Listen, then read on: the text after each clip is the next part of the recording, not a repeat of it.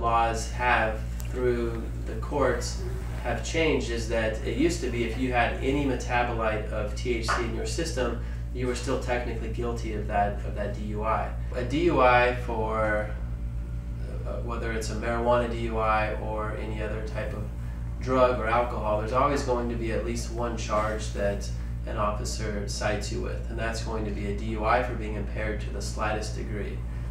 Now, an inactive metabolite of THC can stay in your system for weeks, and for some users it could be in your system for a month. And so before, prosecutors were getting convictions from people that had this inactive metabolite in their system.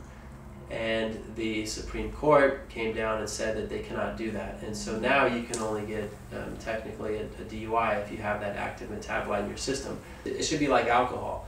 You can drive with alcohol in your system as long as it's not impairing you. And so they need to come up with a method or do enough studies to show that there's a certain level of THC in your system that is actually impairing.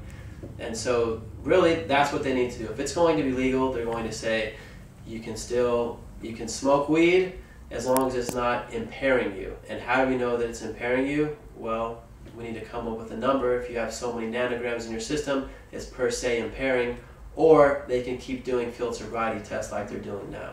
With the field sobriety test, those are created by the National Highway Traffic Safety Advisory Council, and those were originally developed for trying to determine whether or not somebody's impaired by alcohol, not by drugs. And so it's really hard to show that you're impaired by marijuana, THC, by field sobriety tests, because they're originally designed for alcohol.